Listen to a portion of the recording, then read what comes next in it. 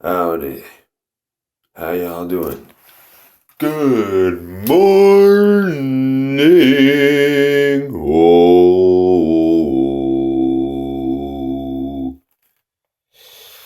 How y'all doing today? I'm in my bathroom.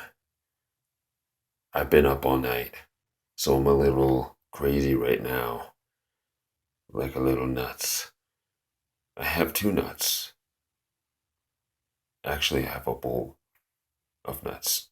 A big bowl of nuts. Actually, they're not nuts. They're beans. I meant to say I have a whole bag of nuts, which I do in fact have, but I accidentally said bowl, so I kind of had to modify that. I do in fact have a bowl of beans though. I've been soaking them overnight.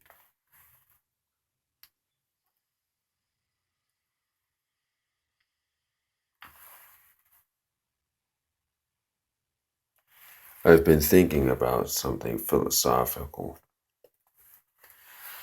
Uh, I have a sacred circle where I perform ceremonies, healing ceremonies,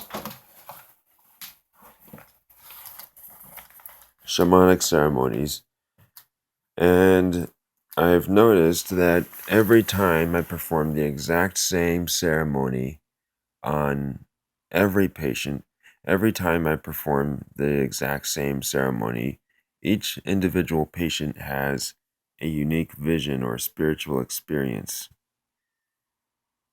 But a lot of times it has something to do with the wind or the air. They'll see wind moving in a strange way, or they'll see fog or something. But either way, every time they have a unique spiritual experience. And it makes me wonder about how our spiritual beliefs can influence the visions that we have, or the spiritual or mystical experiences that we have. And the reason is because not all of my patients have the exact same spiritual beliefs. And it seems that they all do have spiritual beliefs of some kind. In general, they believe in God or something along those lines, a creator, a great spirit, but they don't all have the exact same spiritual beliefs. Some of them are Christian, for example. Some of them are Catholic. Some of them are pagan.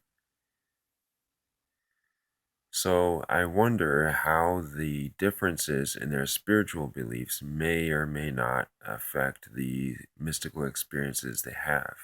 But the other thing that makes each patient different is that they don't all have the same illnesses. So I wonder, is it the specific illnesses they have, or the specific combinations of illnesses they have, that makes them have different spiritual experiences or visions? Or is it their unique sets of beliefs, or is it somehow both factors? It's an interesting question to ask. Yeah, I'm guessing that this video is probably going to be another episode of my video series titled Moments of Philosophy, because for me this is a philosophical moment. I decided to take this video and make this video because I happen to be in that philosophical state of mind right now where I'm thinking very deeply, which often happens to me when I'm up through the night, because I'm up through the night with nothing better to do than to contemplate things, which I love to do anyways, and besides, there aren't a whole lot of things that can be better than that. Without contemplation, we don't have deep enough understanding of things. How are we supposed to live the best possible lives without enough understanding of things, what things mean, and things like that? And now that it comes to uh, meanings of things, I also wonder, how do we determine the meanings of the spiritual experiences we have? I mean, different people might have the exact same spiritual vision, for example, but might take it to mean something totally different, either for different religious beliefs that they might have, you know, or on account of other things, just differences in the ways that they think.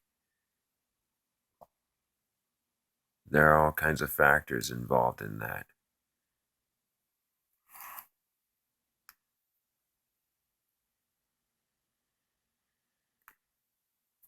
In spirituality, I think I've realized that quite a lot has to be left to the individual.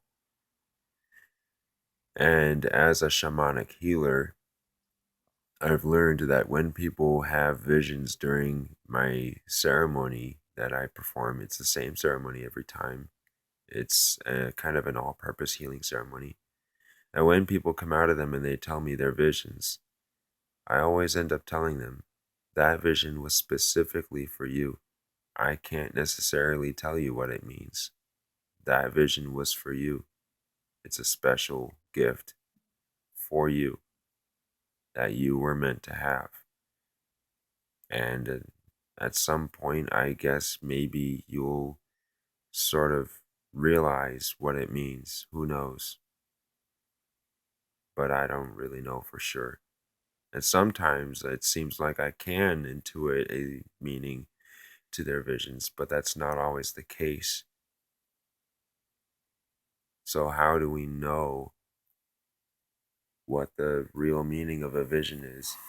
And that's another philosophical question, too, is when somebody has a vision, how do we know who is supposed to interpret what it means, if anybody is supposed to interpret what it means? And if somebody's supposed to interpret it, that would imply that it was induced in them by some conscious entity that intended them to have that vision. And some conscious entity intended them to have that vision for a reason and therefore induced them to have it, with possibly the intent that either the person who has that vision or someone else that they know would be able to understand it for them. So it's an interesting thing to think about. You come to me having had a vision, and I have to think, is it possible that some conscious entity, like a spirit or God